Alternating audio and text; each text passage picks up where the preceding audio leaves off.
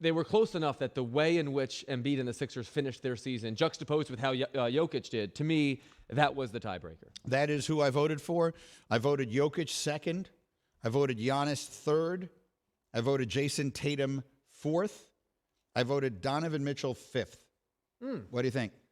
So Mitchell was a late choice for you, right? Late add. Who else were you considering for number 5? There were a lot of names. I'm trying to remember now. Luka, I had a whole list. No, Luka, forget it. Was out. I put Luka on my first team, but I took him out. Shai Gilgeous-Alexander? No.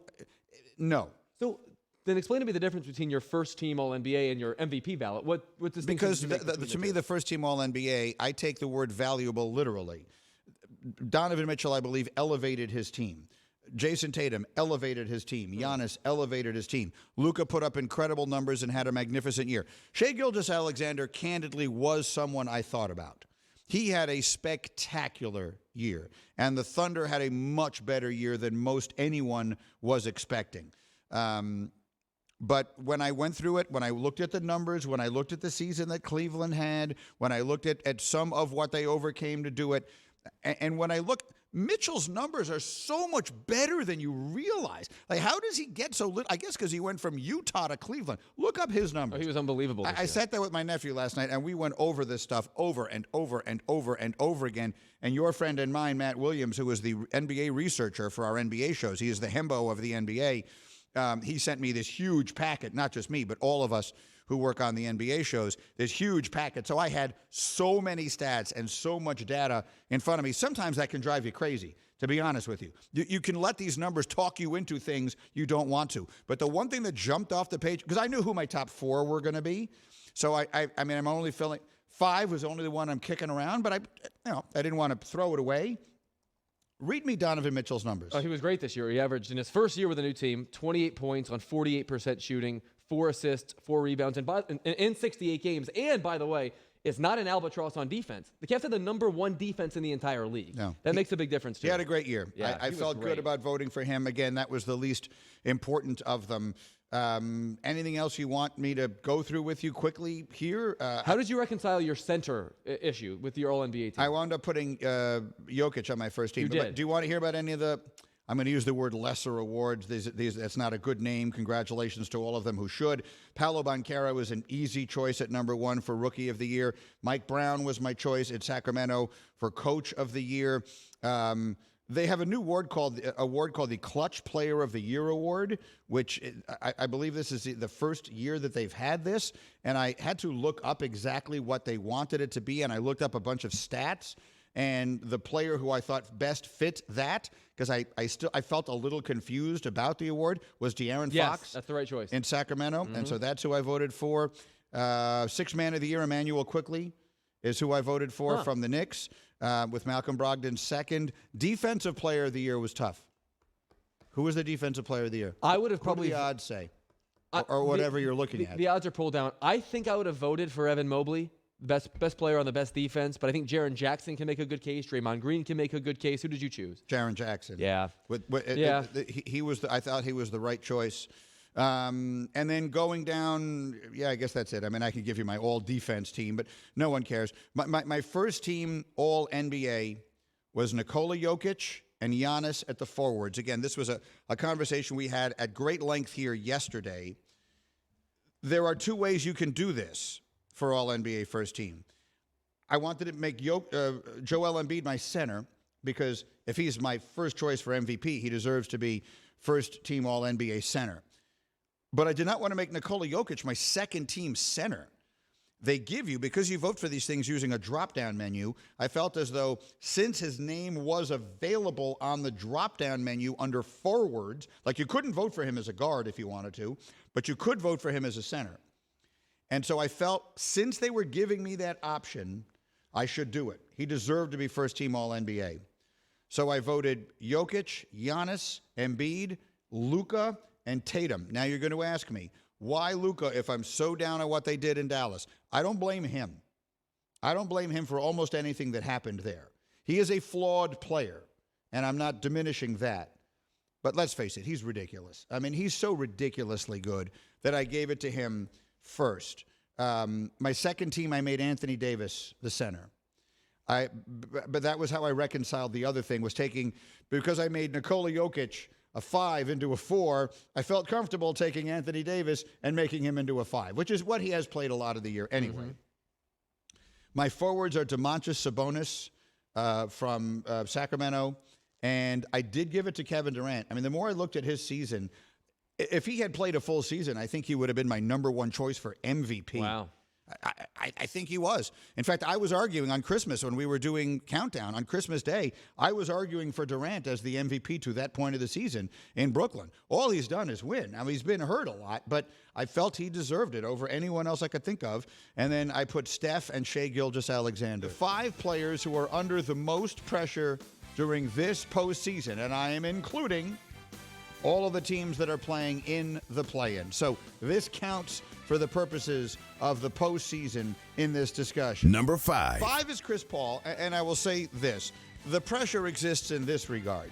I don't believe there is the same level of pressure on him to win that exists on many of his own teammates, meaning this is not going to be viewed as Chris Paul's failure if they come up short anymore. It'll probably be looked at KD and even Devin Booker before it gets looked at him.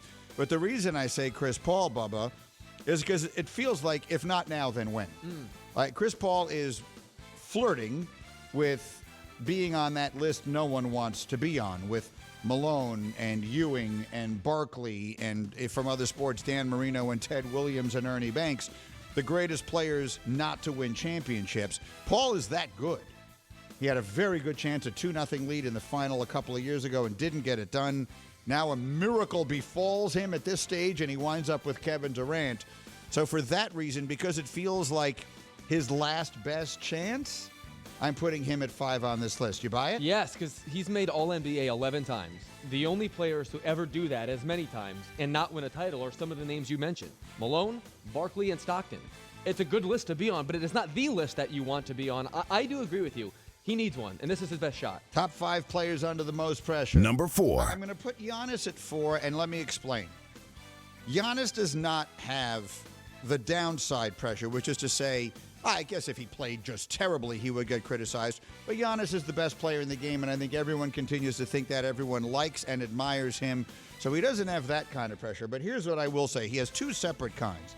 Bubba, this is my thinking on Giannis. 1, I think his team needs him more than anyone else's team needs them. I think the Celtics can overcome a bad night from Jason Tatum. I think the Sixers can overcome a bad night from Joel Embiid. Those are the teams that matter in the East. You look out in the West, and I think most of those teams could overcome a bad night from just about any one of their stars. I do not think Milwaukee overcomes a bad night from Giannis to win a single playoff game. I don't mean to diminish Chris Middleton, who's a very good player, and Jrue Holiday, who's an excellent player. But to me, they don't win a single playoff game if Giannis has a bad night. Bubba, you buy it? Yeah, I think it makes sense. I'm with you. You know, I'm okay with it. There are a couple other names Cam and I are throwing out here, so I got to see who else you have on your list. So I'm okay with Giannis so far. So I'm putting him there. That's a different kind of pressure. Plus, I also think he has pressure on the upside.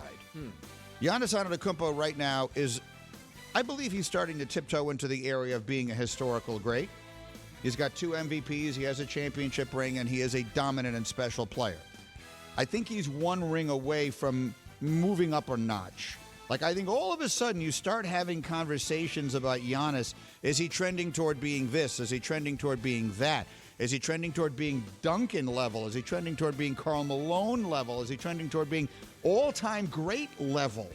I think 1 more ring, that conversation gets hot and heavy, and that feels like a different kind of pressure. I agree. He's on the cusp of immortality. There are only half a dozen players with multiple regular season MVPs and finals MVPs. If they wind up winning the championship, he will end up being the finals MVP, and having done both of those things by the age of 28 would put him in rarefied air. Yeah, so I think there's that kind of pressure on him. Number 3. Number 3 most pressure is Jokic. I mean, look, at some point, if you're going to be the best player in the sport, which being a 2-time and maybe 3-time MVP would suggest, I don't think he's going to win. I think Embiid is going to win, but Jokic could win. And if he did, he would be the first guy since Larry Bird to win 3 straight MVPs. At some point, you got to win something. Like, at some point, it starts to feel less and less real. There are already people who want to question him because he's a center who shoots threes and passes so well. There are already people who want to question his greatness, or at least want to look at it a little sideways. Winning a championship would forever end that. Winning a championship puts Jokic in that discussion. Like, that becomes a fascinating conversation because he'd be so different. Like, you look at the centers who are on the list of the all-time greats. None of them played like him, right? Russell, Wilt, Kareem, Shaq, Moses Malone, Hakeem Olajuwon, whoever else you want to put on that list. None of them played anything like this guy. No, I mean, he's third in the league in assists. Assists. So he's played 8 years, Greeny. Do you know how many playoff series he's won in 8 years? They won that one in the year of the bubble. Has he won one? No, he's won 4 across 8 years. Okay. That's what I'm saying, though. Like, for a player of his historical stature. What years? They went to the conference finals in the bubble. That's okay. They went to the conference. That That's was what I was when they trying to did their remember. damage. My God, that whole bubble thing The fever is dream. kind of so hard to put everything in perspective. Okay, so Jokic I'm putting at number 3. Number 2. At number 2 on my list of most pressure is Kevin Durant, because I think Durant has the most to gain. Durant needs another championship. I know he says he doesn't care about his legacy, and you know what? Maybe that's true. But I do. Because his job is to try and win championships, and my job is to talk about people's legacies. That's what I do for a living. And Kevin Durant's legacy is a complicated one. Those championships in Golden State are complicated. It is difficult to put them in perspective. It will not be if he does this. Durant is having such a good year. Such a good year. I put him on an all-NBA team. He played less than 50 games because he just, every time he played, they won. When he was on the Nets, they looked like they might make the finals from the East. He got hurt. They had to break the team up. He comes back in Phoenix. They might make the finals from the West. He could have played himself in an alternative universe. He could have played himself in the championship. And this is going to be If he was still in Brooklyn, I would be picking Durant to play Durant for the championship. This is his first opportunity since OKC to be the protagonist. And he has the opportunity here this year to vindicate his own Brooklyn decision. I really believe that. And to bring a championship to a franchise that has never won one, to be the missing piece for a team that fell short a couple years ago, it will carry significantly more weight than both that he won in Golden State. For sure. And look, there are also on the flip side of that a lot of people lying in wait for him because they like to do that. Mm-hmm. So if they blow it, if he plays badly, all that kind of stuff. So I think there's pressure on him. And the number one, this goes without saying, is James Harden. I don't even know. That doesn't strike me as going out on a limb. The Mavericks, who still had a chance to get into the play-in, a play-in tournament that determines a playoff spot, that determines who has a chance to play for the championship, that in theory is the reason we are all interested in this and doing it, involved in it to begin with. The Mavericks made the blatant decision. It was a decision to blatantly lose on purpose instead of trying to play their way in. Now, when teams start tanking when they have nothing left to play for, I don't like it, but it doesn't gall me. I guess it doesn't seem that meaningful. But when you had another meaningful game left on your schedule and you decided that you weren't playing any of your good players, and to be clear, they played Luka Doncic at the beginning of that game only because it was, quote, I love Slovenia night, and I guess it would have been ridiculous to have that night and not play the greatest Slovenian basketball player that ever lived. Otherwise, they just gave the game away. And I'm stunned at the reaction I got to it on Get Up yesterday. People defending it, Greeny, it's not such a big deal. How did we get here? How did we get to a place where that's okay? That shouldn't be okay ever. Ever. People are saying, well, they had no chance to win a championship. Okay, maybe not. But the next time a team says, well, you know, no one may believe in us, but we believe in us, guess that doesn't apply. I guess you didn't believe in you either. I thought that was an absolutely disgraceful move by the Mavericks. The league is looking into it. They are probably going to do something. I don't know what. Whatever the maximum is, that's what I'm in favor of. What do you think? I think this is selective outrage on your part. Because if you're going to be outraged at this, and there are others that are, this is a perfectly valid opinion, I think you also have to be outraged by the fact that teams tank full regular seasons for draft position. I think you have to be outraged at the end of NFL seasons when teams will sit their starters, whether it be to rest for the playoffs or any other. No, reason. stop. Not the same. How so? You lost me there. Why? Now, first of all, you're talking to, and I know you know this, so I don't understand. I'm the king of the outrage at all that. I've been screaming about load management, about resting, about tanking since no one else was. I was having these conversations on Mike and Mike 10 years ago.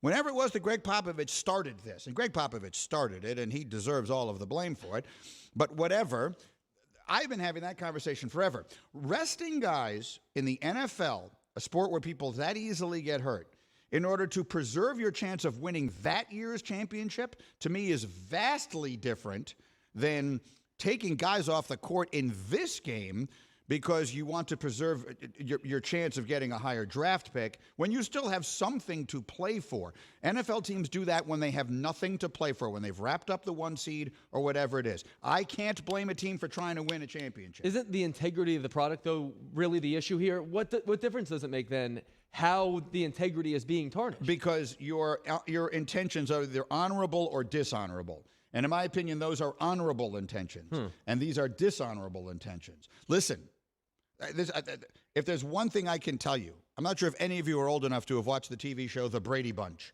I'm sure you've heard of it. Have you heard of The Brady Bunch? Of course I've heard of it. Have you ever seen it? I've not. They have all those boxes, right? I don't even know why I talk to you. But I learned something very important from The Brady Bunch, and that is that a quitter never wins and a winner never quits. The Mavericks quit while they still had a chance to win, and they should be ashamed of themselves. Thank you for watching ESPN on YouTube. For live streaming sports and premium content, subscribe to ESPN+.